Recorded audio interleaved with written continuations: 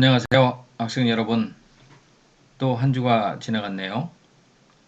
이번 주 수업은 부처님 오신 날이라 공휴일이죠.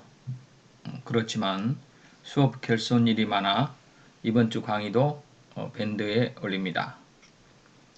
전국적으로 코로나19도 주춤해서 이 상황이면 5월에는 여러분들과 만날 수도 있을 것 같습니다.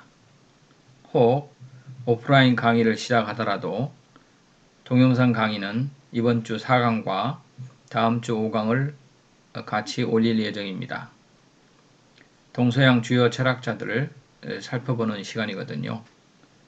동시에 서로 비교하면서 이해하는 것이 여러분들에게 도움이 될 것입니다.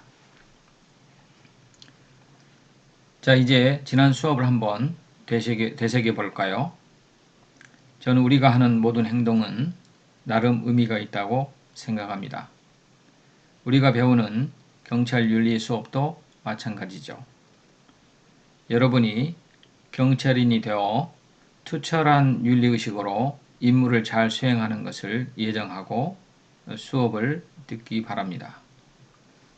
나아가 미래의 여러분들을 위해 스스로의 인생관, 세계관을 가졌으면 좋겠다는 말씀도 드렸습니다. 왜냐하면 윤리는 경찰의 임무 수행에 준거가 될 수 있으며 윤리 공부는 철학적 사고를 필요로 하므로 이를 통해 자연스럽게 여러분 스스로를 돌아볼 수 있기 때문입니다. 아울러 실생활에 적용 가능한 윌버의 사법면이란 생각 틀을 소개했지요. 세상에 모든 일을 처리할 때는 통합적 사고가 중요하고 이를 위해 윌버의 틀을 이용했으면 좋겠다고 말했습니다. 그리고 지난주에 드디어 경찰 윤리에 대한 소개를 했습니다. 경찰 윤리의 필요성, 인간 본성에 대한 이해, 윤리와 도덕의 구분 등을 설명했죠. 이번 주는 동양 사상, 특히 우리나라에 많은 영향을 미쳤던 유불선의 종교 사상과 성리학에 대해 살펴보고자 합니다. 우리가 배울 동서양 철학사는 그 내용이 방대합니다. 그래서 여러분이 그 내용을 다 알고 이해하기는 만만치 않습니다. 따라서 여러 번 말했듯이 주요 인물, 키워드 중심으로 이해하면 될 것 같습니다.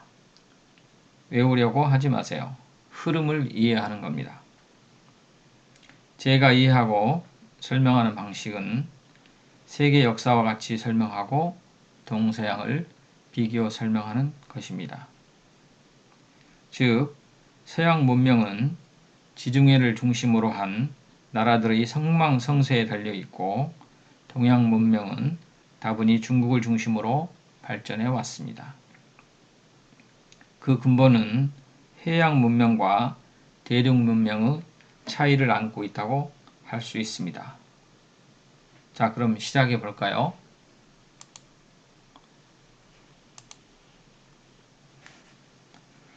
앞서서는 공부의 최종 목적을 행복하기 위해서라고 말한 바 있습니다. 다시 한번 우리가 철학하는 이유를 살펴볼까 합니다. 우리는 흔히 인생을 연극이나 마라톤에 비교하기도 합니다. 즉, 우리는 인생이 무엇과 같다라고 생각하면서 살고 있는 거죠. 더 나은 삶을 살기 위해 이렇게 각자의 인생관을 갖기 위해 철학한다는 겁니다. 이를 좀 더 철학적으로 표현하면 현상과 본질을 꿰뚫어보는 통찰력을 갖기 위해서라고 합니다. 여기서 현상이란 우리 눈에 보이는 것들이며 오감을 통해서 받아들이게 됩니다. 실제란 현상을 움직이는 근본 원인이나 본질을 말하게 됩니다. 이 현상과 실제는 향후에 자주 나올 테니까 잘 기억하고 있기 바랍니다. 이제 세계 철학자들을 한번 만나러 가볼까요? 자, 시대 구분에 따른 동서양 철학자의 비교표입니다. 물론 제가 나름 조작적 정의를 한 것이죠. 이 도표를 잘 기억하기 바랍니다. 이 중에서 여러분들이 필요한 부분만 기억하는 겁니다. 다 기억하면 더 좋고요. 도표를 보니 먼저 세계사를 시대 구분으로 분리했습니다. 일반적으로 통용되는 구분입니다. 단지 저는 시대를 구분짓는 주요 사건을 서로마의 멸망, 종교개혁, 프랑스 혁명, 1차 세계대전으로 보았습니다. 우리는 켄일버의 시대 구분, 전근대, 근대, 탈근대의 개념을 원용하기에 고대 이전의 원시사회와 근대 이후의 현대사회를 제외하고 논의를 전개합니다. 앞서 이 강에서 저는 켄일버의 주장에 따라 전근대의 수준과 원수준과 근대의 가치 분화를 통합함으로써 탈근대의 시대로 나아간다고 설명했습니다. 따라서 세계사에서 고대와 중세는 윌버의 전근대로, 근세와 근대는 윌버의 근대로 보았습니다. 시대 구분의 시작과 끝은 그 시대를 특징 지어주는 사건에 따릅니다. 그 시대를 드러낼 상징적 사건을 통해 구분하는 것이죠. 고대는 일반적으로 지중해를 지배했던 로마 제국 중 서로마가 오토아게르라는 게르만족 출신 장군에게 476년 황제가 폐위되면서 종말을 구하게 됩니다. 이후 서양 세계는 1000년에 걸친 중세시대에 접어들게 됩니다. 인간 중심의 시대였던 그리스 로마의 시대가 저물고 교황이 지배하는 신중심의 크리스트교 사회가 된 것이죠. 중세는 루터의 종교개혁을 시작으로 무너지게 됩니다.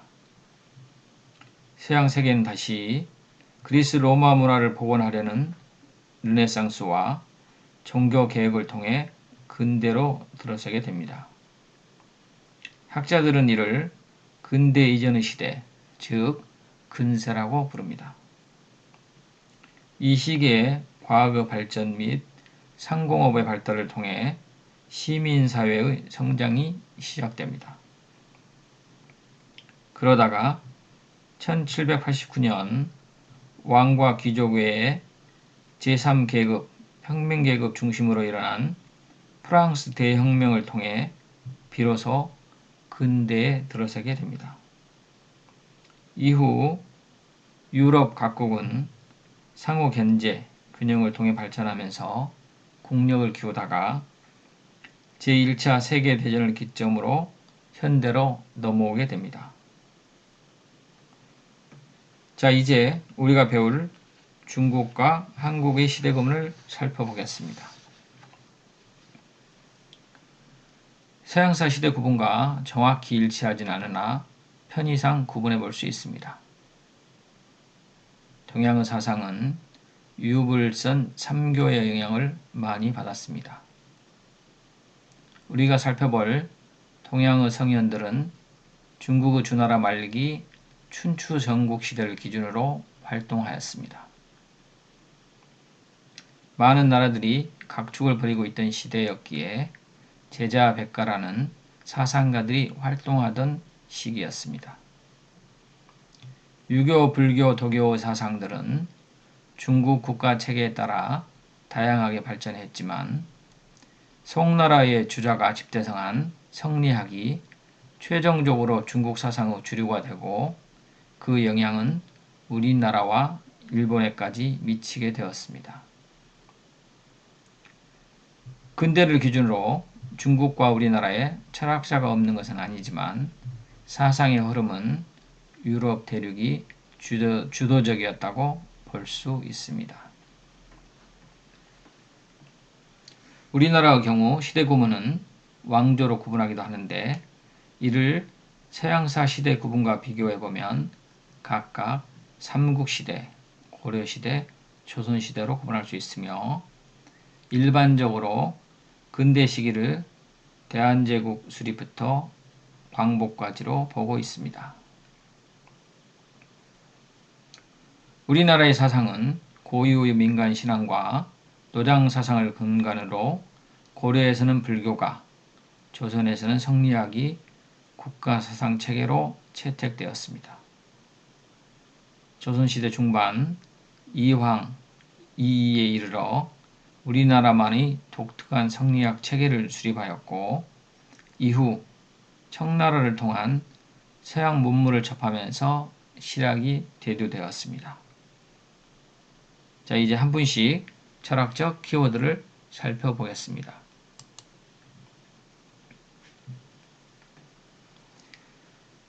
유학사상은 한중일 동아시아 전반에 영향을 미친 사상입니다. 그만큼 우리 생활과 밀접하게 연결되어 있는 철학사상이자 정치사상입니다. 주나라 말기 혼란한 상태에서 공자는 인과 예를 강조하였습니다.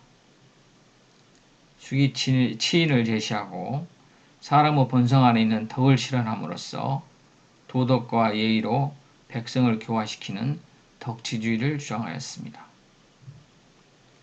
하늘의 가치인 덕,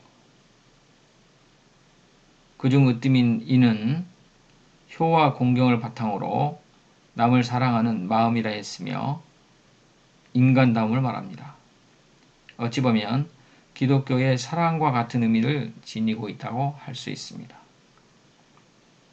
공자는 외면적인 사회 규범으로서 예를 강조하고 이를 통해 인에 이룰 수 있다고 했습니다.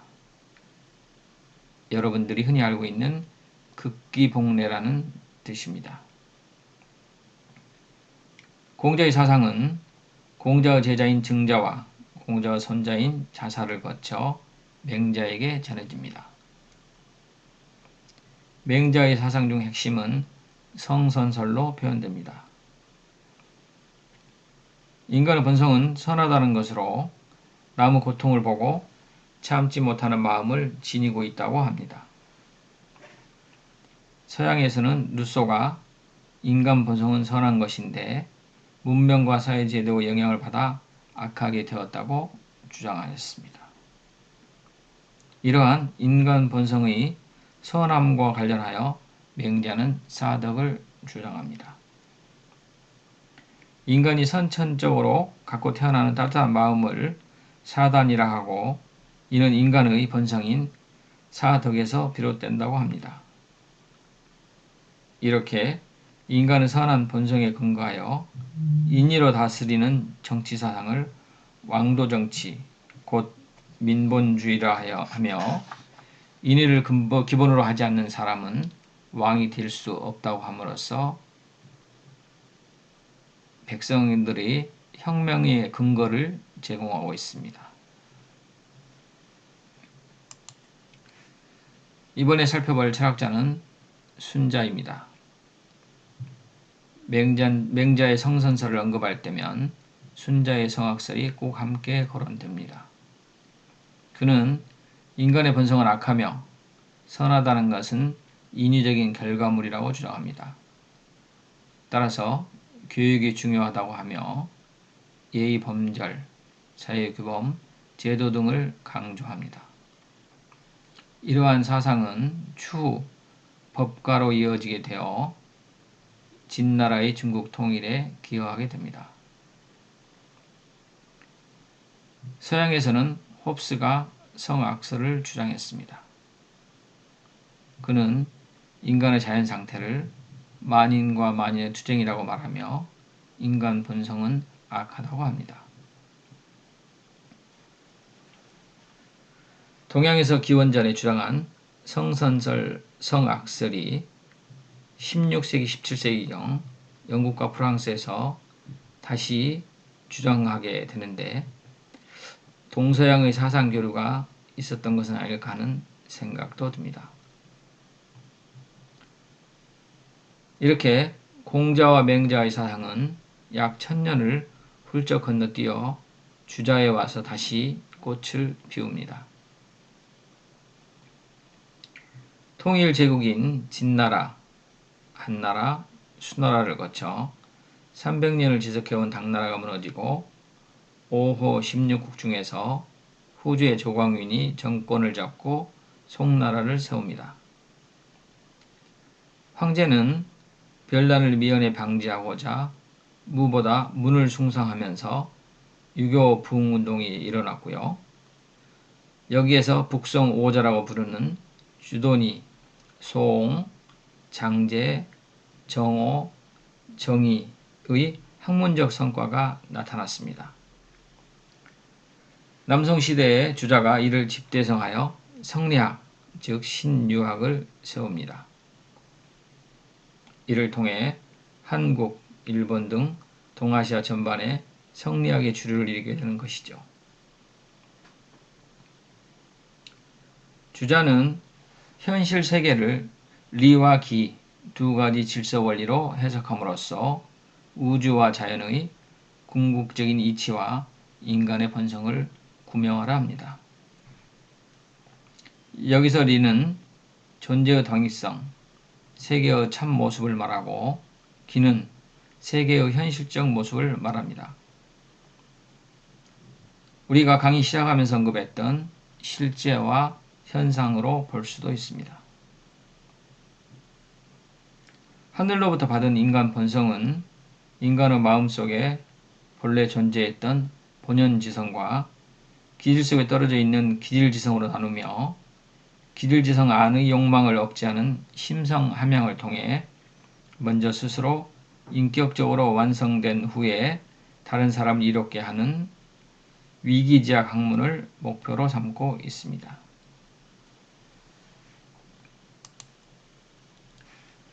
이제 우리 삶 저변에 깔려있는 도교 사상을 알아보겠습니다. 유교 사상과 마찬가지로 중국 춘추 전국 시대에 발흥한 사상으로 노자와 장자의 호칭 앞 글자를 따서 노장 사상이라고도 합니다.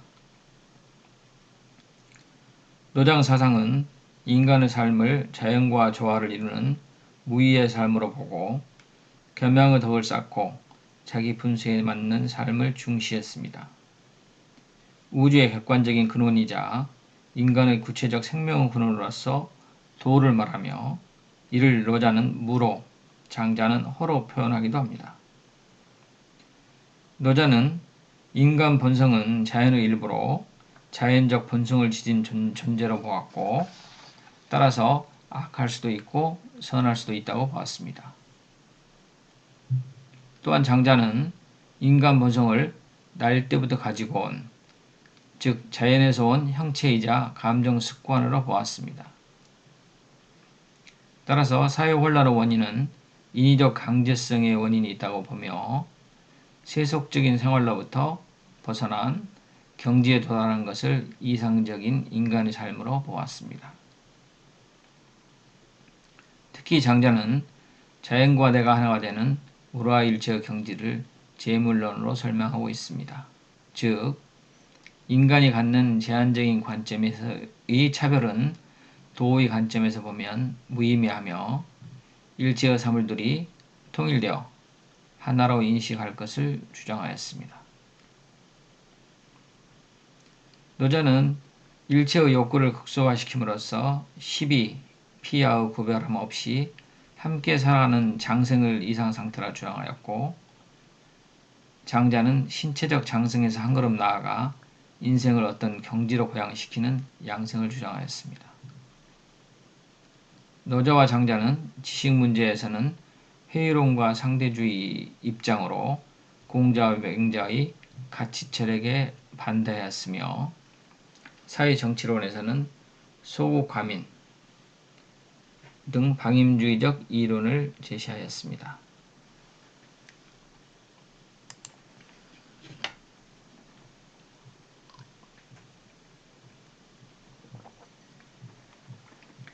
이번에는 불교 사상을 알아봅니다. 불교는 브라만교의 제사의식, 카스트 제도의 불평등 구조를 비판하면서 대두되었습니다. 네팔 남부와 인도의 국경 부근인 히말라야산 기슭의 석가족 왕자였던 고타마 시타르타는 추가하여 모든 생명에는 불성이 있어 평등하고 호기하니 인간이 스스로 도덕적 책임을 자각하고 착하게 살아갈 수 있는 삶의 지혜를 가르쳤습니다. 석가는 샤카라는 민족의 명칭을 한자로 발음한 것이고 모니는 성인이라는 의미를 가지고 있어 석가모니는 석가족 출신의 성자라고 합니다.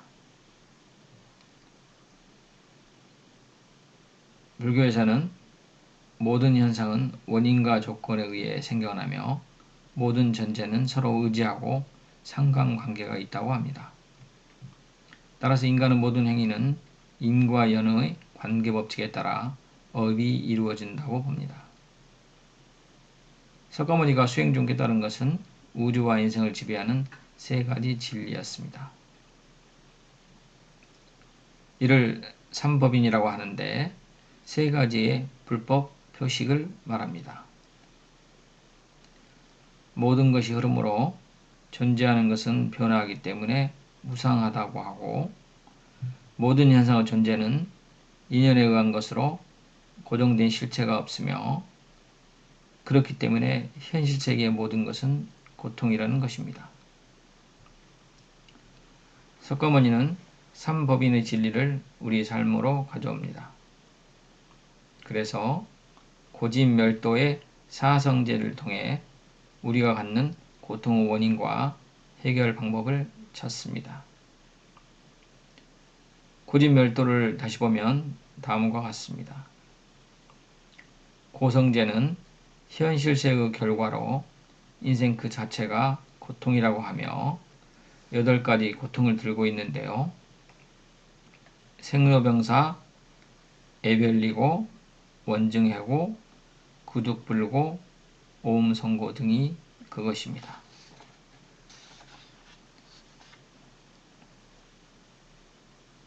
좀 설명해보면 태어나고 늙고 병들고 죽는 것도 고통이요. 사랑하는 사람들이 떨어져 사는 괴로움, 원망하고 증오하는 사람들이 모여 사는 괴로움, 구하는 것을 얻지 못하는 괴로움, 우리의 육신, 감정, 생각, 의지, 인식 등이 끊임없이 변하기에 생기는 고통을 말합니다. 어떻습니까? 좀 마음에 와닿지 않습니까? 집성제는 현실세계의 원인으로 고통의 원인, 즉 마음속의 번뇌나 갈등을 말하며 멸성제는 이상세계의 결과로 고통의 원인이 소멸된 상태, 즉 열반을 말합니다. 도성제는 이상세계의 원인으로 열반의 경지에 도달하는 수행 방법을 말하는 것으로 고통을 소멸하는 참된 진리인 8가지 덕목은 올바로 보고 생각하고 말하고 행동하기, 올바로 목숨을 유지하고 부지런히 노력하며 올바로 기억하고 마음을 안정하는 것을 말합니다. 앞서 말한 고통의 원인은 번뇌로 말미암아 진리에 어둡고 불법을 이해하지 못하는 마음의 상태, 즉 무명의 상태에서 비롯된 탐욕과 분노, 어리석음 등 3가지 마음을 삼독심이라고 하고 이를 물리치기 위한 3가지를 삼학, 즉 계율 지키기, 마음 안정 찾기, 지혜로 어리석음을 극복하기 등을 수행하는 겁니다. 어떻습니까? 좀 어렵죠? 불교는 다분히 철학적의 생각이 많이 담겨 있어서 종교이기 이전에 철학적 산음도 많이 들어가 있습니다. 불교의 연기설에 따르면 우리가 이렇게 만난 것도 인연이고 우리의 삶 자체가 고통이지만 우리 안에 불성이 있어 스스로 부처가 될 수 있다고 하는 것입니다. 불교는 노장사상과도 어우러지고 유교 철학에 영향을 주어 궁극적으로 한국인의 정신사상에 뿌리 깊게 자리하게 되었습니다. 자, 이제까지 살펴본 유교, 도교, 불교의 사상은 한국인의 고유 사상인 원시신앙과 단군신화, 제천의식과 등과 어우러져 한민족 전통윤리사상의 토대가 되고 있습니다. 즉 우리 민족은 고대에 형성된 고유 한국사상을 기반으로 유교, 불교, 도교, 그리스도교 사상을 주체적으로 받아들여 한민족의 사고방식, 생활방식에 적용하여 발전시켜 왔다고 할 수 있습니다. 그럼 시대 구분에 따라 한민족의 전통사상을 한 분씩 확인해 보겠습니다. 우리 민족이 고구려, 백제, 신라 등 삼국시대를 통해 발전하고 각축하는 동안 서양 문명은 로마 제국이 지중해를 중심으로 그리스 로마 문화를 드높이고 그리스도교를 공인하면서 발전하다가 훈족의 침입에 따른 게르만 민족의 로마 침입으로 결국 476년 소로마 제국이 멸망하고 이후 교양을 정점으로 한 중세시대가 시작됩니다. 중세의 시대 구분으로 보면 조선 전기까지 해당되지만 일반적으로 우리나라의 경우 왕조 기준으로 구분하여 고려시대를 중세로 보고 있습니다. 삼국시대에 중국으로부터 불교가 수용되면서 통일신라와 고려시대에 국가 종교로서 자리잡게 되었습니다. 따라서 불교의 고승으로 세속오계를 화랑도에 지어준 원광법사와 불교 대중화를 위해 노력한 원효대사를 먼저 살펴봅니다. 날랑비 서문에서 최치원은 화랑도는 우리나라 전통사상인 홍익인간의 이념을 바탕으로 하여 유불선 사상을 하나로 통합하여 형성되었다고 하였습니다. 즉 우리나라에 현명한 도가 있으니 이를 풍류화하고 화랑도에 유교, 도교, 불교 이념이 들어가 있음을 설명하고 있습니다. 원광법사가 지은 세속오계에는 충성으로 임금을 섬기고 효로서 부모를 섬기며 믿음으로 벗을 섬기고 싸움에는 물러서지 않으며 살생을 가려 한다는 유불선의 종교적 색채가 들어가 있습니다. 원효대사는 현실을 정토, 즉 부처가 사는 항상 청정하고 아름다운 세계로 가꾸려고 정토신앙을 대중에게 전파했으며 당시 왕실과 귀족층을 중심으로 발전해온 불교를 대중화하여 일반 서민을 생활 속으로 확산시켰습니다. 그리고 원흉회통 사상을 통해 당시 서로 대립하는 불교 종파들을 하나로 통합하였습니다.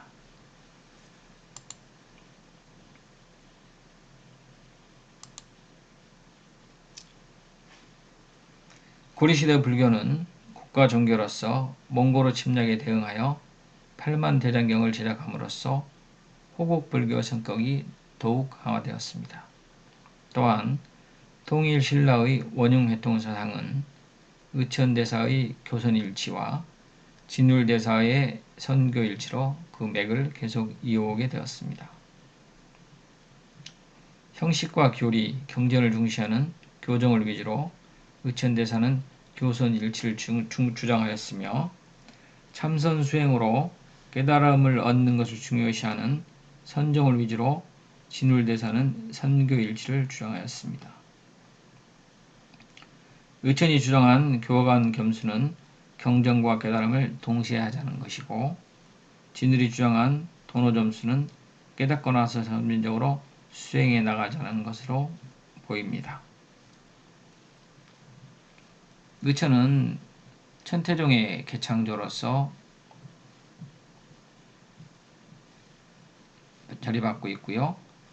진울은 조계종의 중천조로서 조계종의 초대 사상적 기촌을 수립했다고 알려져 있습니다.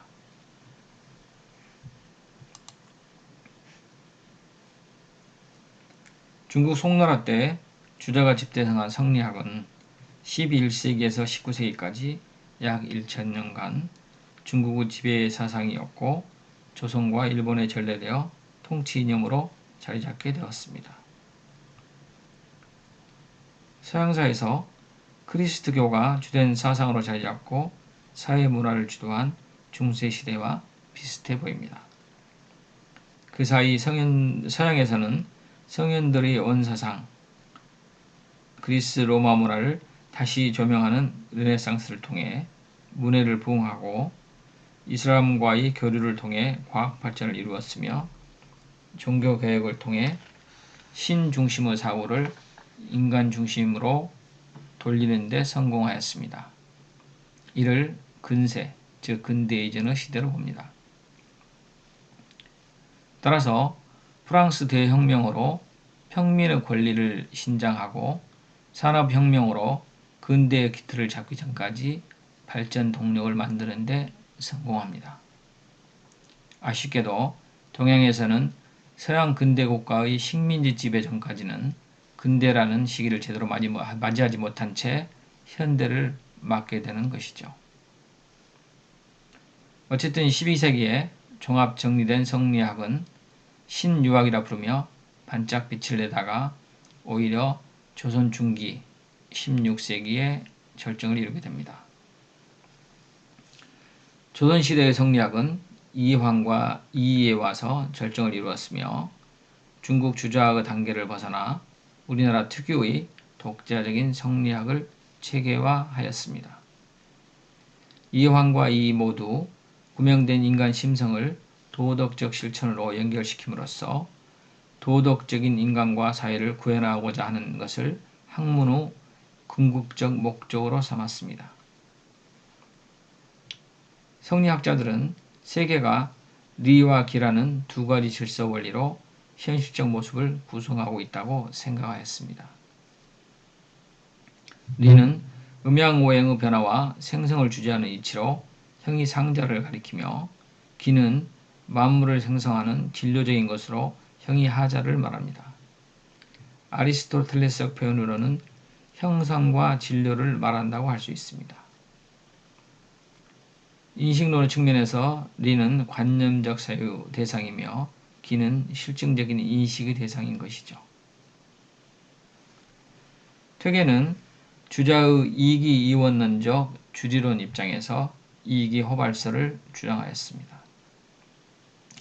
리가 발동하여 기가 따라가거나 기가 발동할 때는 리가 꼭 있어야 한다는 것이죠.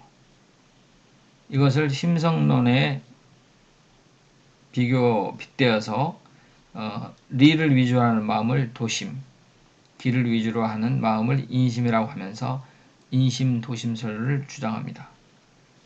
따라서 인간의 행위를 결정하는 마음이 중요하며 경으로서 마음의 욕망을 조절해야 한다고 합니다.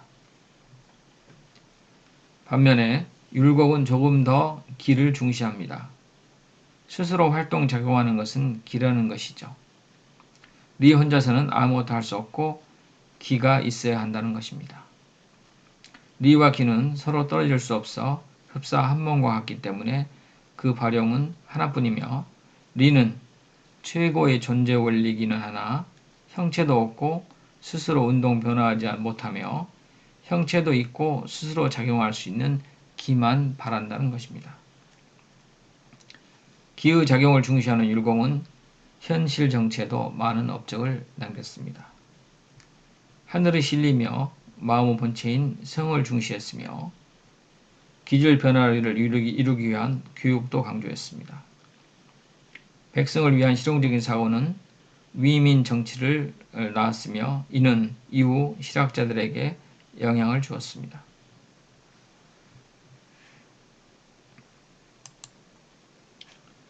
이제 동아시아 천년을 지배해온 성리학을 한번 살펴볼까요?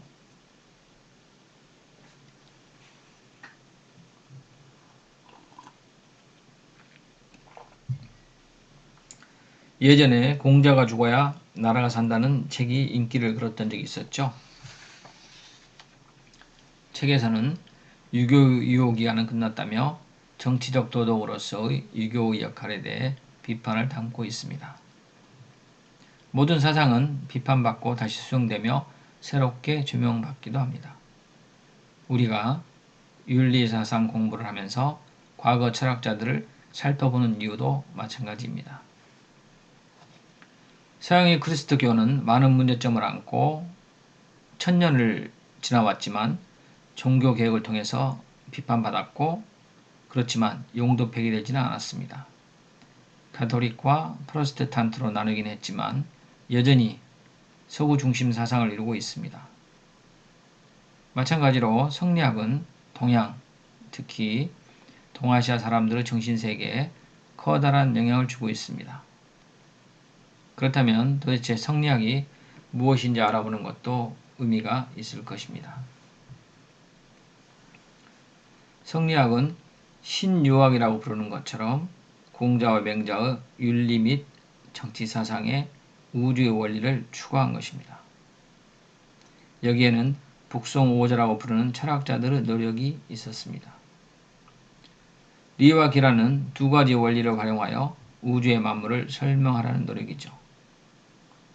이것을 태계와 율곡은 인간 본성에 적용하여 인간 궁구에 활용하였습니다. 도덕적 인간이 다스리는 이상적 세계를 풀어간 것입니다.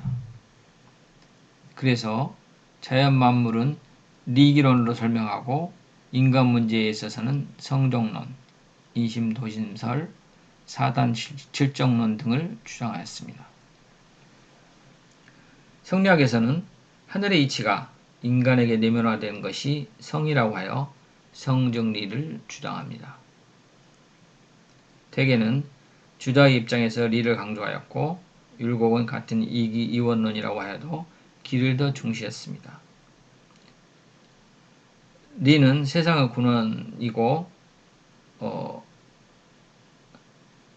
세상의 근원을 기, 즉 태어라고 주장한 서경덕의 이론을 일정 부분 받아들인 것으로 보입니다. 따라서 퇴계보다는 율곡이 현실 정치에 더 관심이 많게 됩니다. 하늘이 이친 리가 인간의 본성으로 남겨진 것을 본연재성이라고 하고 흔히 덕으로 봅니다.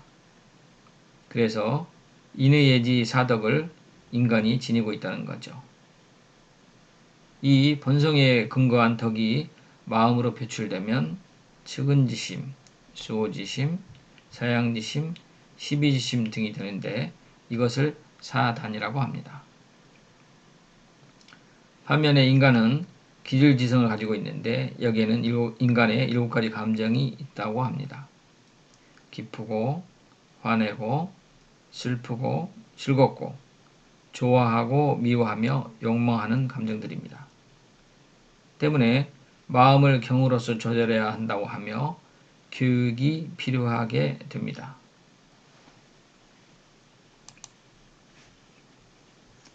앞서 우리는 성리학의 이기론에 대해서 살펴보았죠. 리와 기라는 두 가지 원리를 활용하여 우주 만물과 인간 본성을 설명하는 것인데요.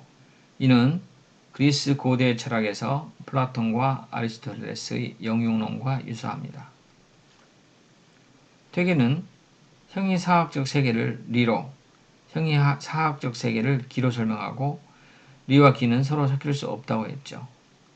플라톤의 경우도 진리의 세계를 이데아로 보고 영혼이 이데아를 담고 있다고 했습니다.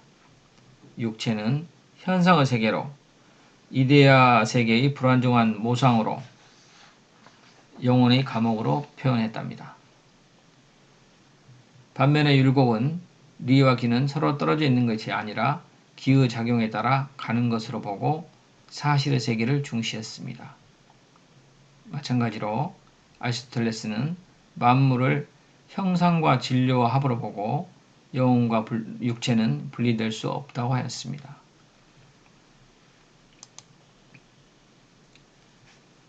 이제까지 성리학에 대해 알아봤습니다.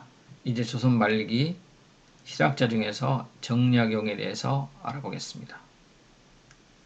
실학사상은 서양 과학 문물의 영향을 받은 실용적 학문으로 실사구시라는 경험적 실증적 방법을 사용하거나 경세치용과 이용우생 등 실용적 학풍을 강조하면서 사회 문제를 해결하고자 합니다. 조선 후기에 임진왜란과 병자호란으로 통치 질서가 무너져 백성들의 생활은 점점 더 어려워졌으며 신분 질서가 급격히 무너지고 경제사회적 변화가 야기되던 시기에 서양 문물의 영향으로 학문적 반성이 이루어지면서 새로운 학풍인 실학이 등장하였습니다. 정약용은 18세기 실학사상을 집대성한 한국 최대의 실학자이자 개혁가입니다. 개혁과 개방을 통해 부국 강병을 주장한 그는 성기요술을 통해 인간은 스스로 자신의 실천적 행위에 의해서 선악을 선택하는 자율권을 가진다고 보았습니다. 따라서 도덕적 선험성을 부정하는 입장을 취했습니다. 이 주장은 기존의 전통적인 성리학의 인성론과 차이점이 있습니다. 성리학에서는 인간이 선천적으로 인의예지라는 내면적 도덕성을 지니고 있다고 보는데 반해 다사는 인간의 심성은 선이나 악으로 결정되는 것이 아니라 행위의 구체적인 실천을 통해서 결단을 촉구하는 자유의지라고 규정한 것이죠.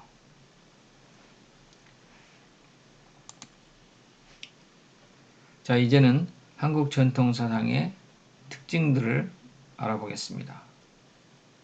한국 전통사상은 고조선 때부터 국가의 이념으로 자리 잡은 인간 존중 사상과 이를 토대로 한 민본주의 구현, 벼농사 지역에서 필요한 공동체 생활 윤리, 끊임없는 외적의 침해에 대항하기 위한 자주적 민족의식 고취 등이라 할 수 있습니다. 인간 존중 사상의 사례로는 민족 고유의 경천사상과 단군 신화에 드러난 홍익인간 사상, 신라 박역거세의 밝은 빛으로 세상을 다스린다는 의미, 고구려 동명성왕의 도로서 세상을 다스린다는 뜻, 천도교 선병이의 사람이 곧 하늘이라는 것들이 그것입니다. 민본주의 사례는 진흥왕 순수배에 나오는 자신을 닦아 백성을 편하게 하는 것이라든지 조선시대 유교통치 이념인 수기치인이나 왕도정치를 들 수가 있습니다. 공동체 생활윤리는 효와의 충을 강조하는 유교사상이나 전통적으로 상부상조와 협동단계를 목적으로 한 품앗이, 계, 향약 등을 들 수가 있습니다. 자주적 민족의식의 사례는 고려시대 몽골의 침입에 대응한 불교의 호국사상과 외적의 침입에 저항한 유교의 의리사상을 들 수 있으며 외래사상을 한국 전통사상에 폐입시켜 주체적으로 수용하는 것 등을 들 수가 있습니다. 이러한 전통사상의 특징은 우리 사회에 드러나고 있는 여러가지 문제점을 해결하는 데 중요한 단초가 되고 있습니다. 개인주의가 범람하는 현대사회에 있어서 겸허, 성실, 충과효, 신의, 예의, 자애 등은 인간관계를 존중하는 기본 토대가 될 것입니다. 특히 어른 경건과 친족 간의 친애를 통해 핵가족 문제를 해결하는 데 의미를 가질 것입니다. 이러한 관계적 사고는 가정과 사회, 국가 공동체의 일체감과 결속력을 강화하는 데 많은 도움이 될 것입니다. 코로나19를 통해서 헬조선을 외치던, 그래서 외부로 떠나던 많은 국민이 한국의 저력을 다시금 깨닫고 자긍심을 가지게 되었습니다. 다른 사람들에게 불편함을 끼치거나 해롭게 하지 않으려는 희생정신은 우리의 전통사상이 주는 강점이라 할 것입니다. 또한 우리 사회가 갖는 다양한 가치들의 분열과 대립을 조정하고 통합하는 민본주의의 전통은 인간과 자연의 조화를 이루는 데까지 확대되어 향후 환경오염과 자연 파괴 행위를 줄이는 데 기여할 거로 봅니다.